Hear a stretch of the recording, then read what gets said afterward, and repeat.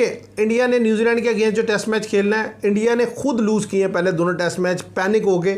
Just simple stick to the basic है कि India just simple wicket बनाए, इसमें हल्की फुल्की स्पिनर के लिए मदद हो तो इंडिया जो है मैनेज कर लेगा न्यूजीलैंड की बैटिंग और वो उन्हें आउट कर लेगा, और उनके बैट्समैन उस विकेट पे इतना रन बना देंगे जो उनसे नहीं बनेगा। हाँ जी, सीधी सी बात है। तो सबसे पहले तो इंडिया को चाहिए कि पैनिक होने की ज़रूरत नहीं, सिंपल विकेट बनाए, स्टिक टू द बेसिक, और अपनी जो स्ट्रेंथ है ना उसके मुताबिक जाए, तो ये इंडिया वाला मैच तो वो जीत लेंगे।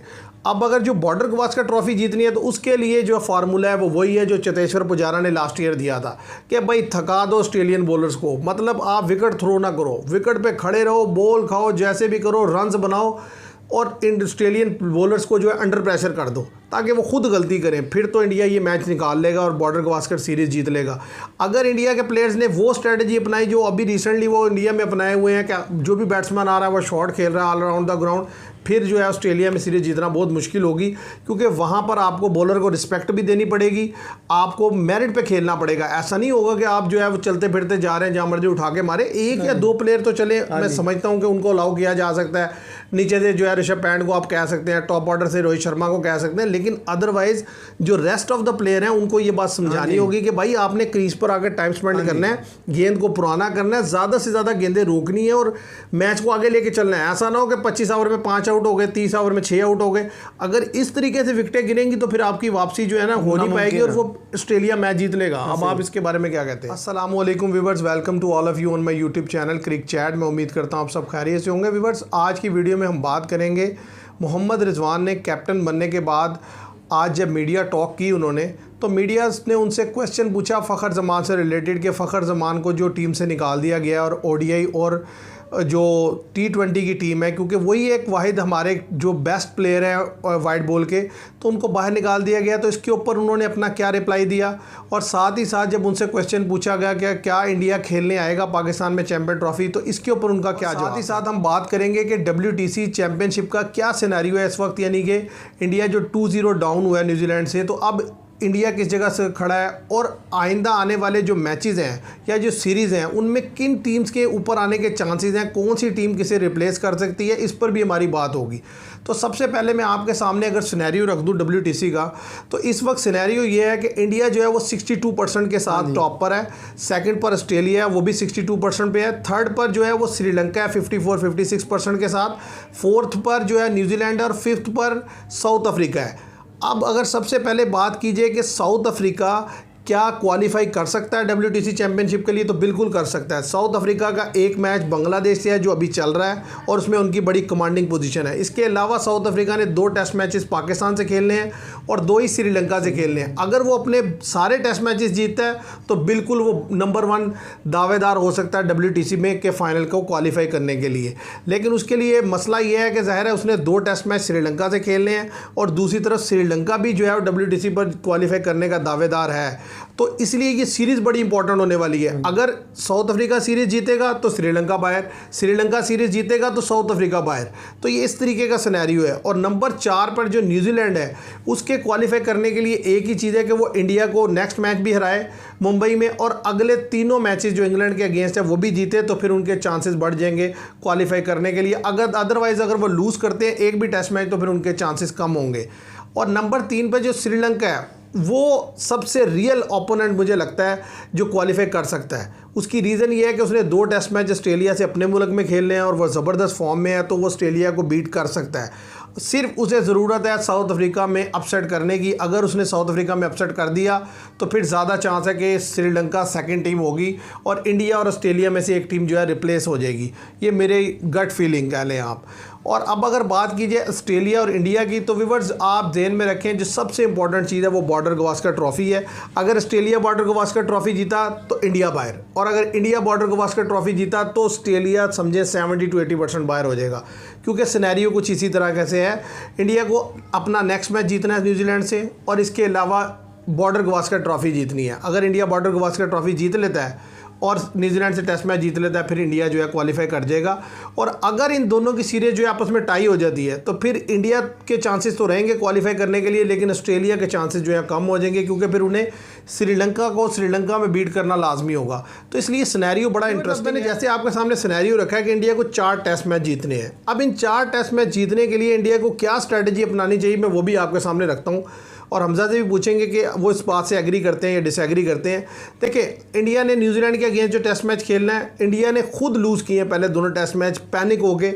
Just simple stick to the basic है कि इंडिया जस्ट सिंपल विकेट बनाए, इसमें हल्की फुल्की स्पिनर के लिए मदद हो तो इंडिया जो है मैनेज कर लेगा न्यूजीलैंड की बैटिंग और वो उन्हें आउट कर लेगा, और उनके बैट्समैन उस विकेट पे इतना रन बना देंगे जो उनसे नहीं बनेगा। हाँ जी, सीधी सी बात है। तो सबसे पहले तो इंडिया को चाहिए कि पैनिक होने की ज़रूरत नहीं, सिंपल विकेट बनाए, स्टिक टू द बेसिक, और अपनी जो स्ट्रेंथ है ना उसके मुताबिक जाए, तो ये इंडिया वाला मैच तो वो जीत लेंगे। अब अगर जो बॉर्डर गवास्कर ट्रॉफी जीतनी है तो उसके लिए जो फार्मूला है वो वही है जो चेतेश्वर पुजारा ने लास्ट ईयर दिया था कि भाई थका दो ऑस्ट्रेलियन बॉलर्स को, मतलब आप विकेट थ्रो ना करो, विकेट पे खड़े रहो, बॉल खाओ, जैसे भी करो, रन्स बनाओ, और इन ऑस्ट्रेलियन बॉलर्स को जो है अंडर प्रेशर कर दो ताकि वो खुद गलती करें, फिर तो इंडिया ये मैच निकाल लेगा और बॉर्डर गवास्कर सीरीज़ जीत लेगा। अगर इंडिया के प्लेयर्स ने वो स्ट्रेटजी अपनाई जो अभी रिसेंटली वो इंडिया में अपनाए हुए हैं, क्या जो भी बैट्समैन आ रहा है वो शॉट खेल रहा है ऑल अराउंड द ग्राउंड, फिर जो है ऑस्ट्रेलिया में सीरीज़ जीतना बहुत मुश्किल होगी, क्योंकि वहाँ पर आपको बॉलर को रिस्पेक्ट भी देनी पड़ेगी, आपको मेरिट पे खेलना पड़ेगा। ऐसा नहीं होगा कि आप जो है वो चलते फिरते जा रहे हैं, जहाँ मर्जी उठा के मारे। एक या 2 प्लेयर तो चले, मैं समझता हूँ कि उनको अलाउ किया जा सकता है, नीचे से जो है ऋषभ पंत को आप कह सकते हैं, टॉप ऑर्डर से रोहित शर्मा को कह सकते हैं, लेकिन अदरवाइज जो रेस्ट ऑफ द प्लेयर हैं उनको ये बात समझानी होगी कि भाई आपने क्रीज पर आकर टाइम स्पेंड करना है, गेंद को पुराना करना है, ज़्यादा से ज़्यादा गेंदें रोकनी है और मैच को आगे लेके चलना है। ऐसा ना हो कि 25 ओवर में 5 आउट हो गए, 30 ओवर में 6 आउट हो गए।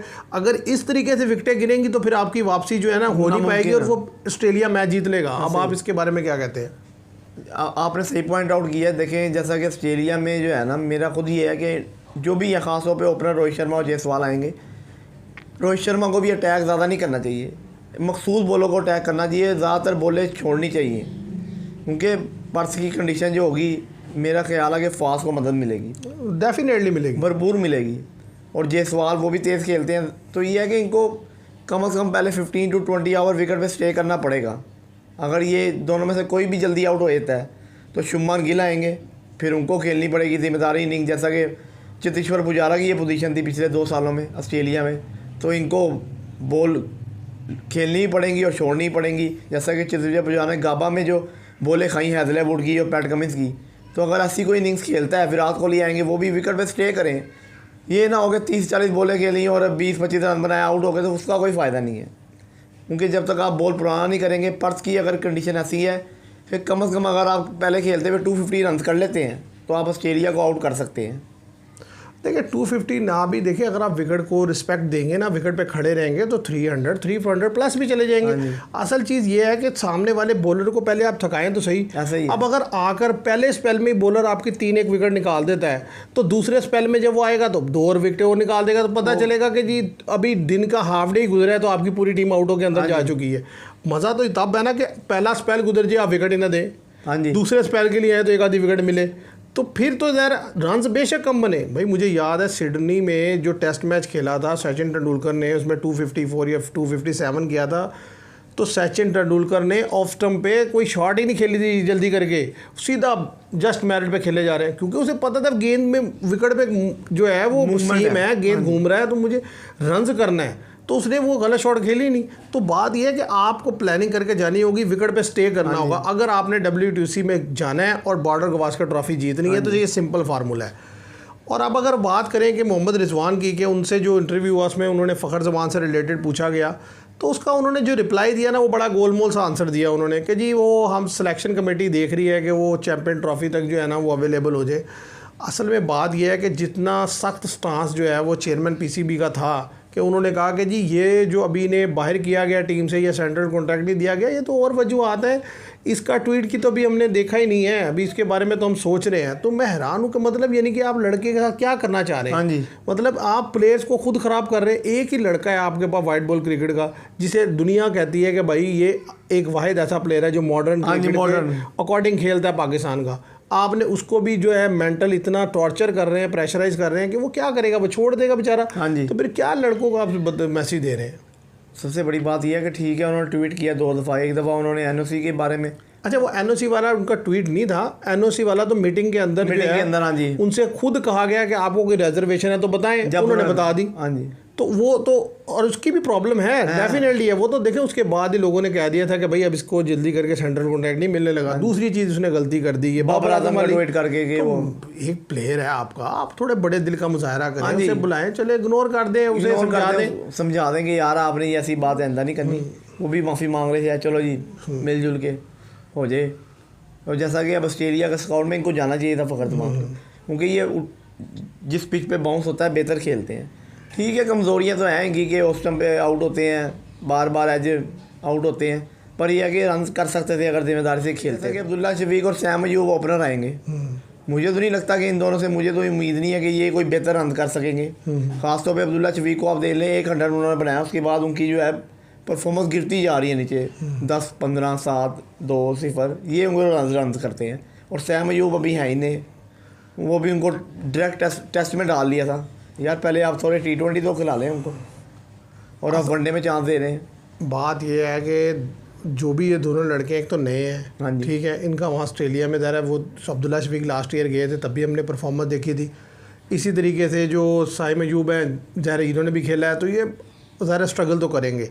लेकिन बात यह है कि भाई हमारा तो जो पॉइंट ऑफ व्यू है वो ये है कि फ़खर जमान ने अगर गलती है, आप समझते हैं, तो चले ठीक है, तंबी करें और उसको अलाउ करें और आइंदा उसे मना कर दें कि इस तरह की बात ना करें। लेकिन ये कहना कि लड़के का ये तो तंग करने वाली बात है, मेंटल टॉर्चर करने वाली बात है, अज़ियत देने वाली बात है लड़के को इस तरह की गुफ्तगू करके। तो और मैं समझता हूँ इसमें रिजवान और जो भी सिलेक्शन कमेटी में लोग हैं, जैसे जैसे वक्त गुजरे उन्हें स्टैंड लेना चाहिए कि सर जी आप इसे छोड़ें और उसको आने दें, उसे अलाउ करें। ये ऐसा इतना मुझे आया कि वो सख्त ना हो कि मतलब आप उसे सेंटर कॉन्टैक्ट भी नहीं देना, स्क्वाड में भी नहीं शामिल करना। तो इसमें लड़के का तो नुकसान है ही है, टीम का भी नुकसान है। और इसी तरीके से जब उनसे क्वेश्चन पूछा गया कि इंडिया क्या पाकिस्तान खेलने आएगा चैम्पियन ट्रॉफी के लिए, तो उसके लिए उन्होंने कहा कि भाई मुझे क्या पता होगा, ये तो मैनेजमेंट को पता होगा, मुझे तो इस बारे में नहीं आइडिया। और मेरा ख्याल है ये क्वेश्चन उनसे बनता भी नहीं, पूछना करना भी नहीं चाहिए सर, कि अभी रिसेंटली एक बंदा ज्वाइन कर रहा है कैप्टनसी के लिए, और जाहिर है बाज़ दफ़ा आप बात का आंसर देने की पोजीशन में भी नहीं होते, यानी कि बोर्ड आपको अलाउ ही नहीं कर रहा होता कि आप इन चीज़ों पर डिस्कशन करें, क्योंकि ये तो प्योरली मैटर ये है कि भाई पाकिस्तान का बोर्ड जो है उसने छोड़ा है आईसीसी पे, आईसीसी ने आगे आईसीसी इंडिया से बात करेगा और इंडिया ने आईसीसी को रिप्लाई करना है, क्योंकि टूर्नामेंट आईसीसी का पाकिस्तान का तो है नहीं। तो अगर इंडिया समझेगा कि भाई हमने नहीं आना, तो ज़ाहिर है वो कह देगा हमने नहीं आना। अभी तो इंडिया ने जो है क्लियर कट उन्होंने कोई बात की, आईसीसी को नहीं कहा, ठीक है। अभी तक जो है इधर उधर से सुनने में आ रहा है कि इंडिया नहीं आएगा, वो कह रहे आएगा, वो कह रहे नहीं आएगा, तो मतलब अभी तक किसी के पास भी क्लैरिटी नहीं है। तो ज़ाहिर है उसलिए उस बेचारे को भी नहीं पता, तो उसने ज़ाहिर यही कहना था कि भाई हाँ, उसने ये ज़रूर कहा कि जब हम गए थे तो ज़ाहिर है उन्होंने हमारी बड़ी जो रिस्पेक्ट की थी, तो वो भी आएंगे तो हम ज़ाहिर उनको इसी तरीके से ट्रीट करेंगे। और ये भी कहना उनका मकसद था कि भाई देखो हम भी तो गए थे ना, तो उनको भी आना चाहिए, लाजमी आना। इस तरीके से उन्होंने डिस्कशन की, तो ठीक बात है। मेरा ख्याल है ज़्यादा बात करना भी नुकसान देता है, इसलिए बेहतर यही होता है कि भाई आप जिस सवाल का आंसर देना ज़रूरी ना हो, उसको इसी तरह गोल मोल सा आंसर देकर जो है बात को आई चलाई कर देना चाहिए, क्योंकि वरना तो ज़रा कंट्रोवर्सी बनती है। तो व्यूअर्स ये थी आज की हमारी डिस्कशन में। उम्मीद करता हूँ आपको पसंद आएगी। वीडियो पसंद है तो इसे लाइक कीजिएगा, शेयर कीजिएगा, चैनल को सब्सक्राइब कीजिएगा। Thank you very much.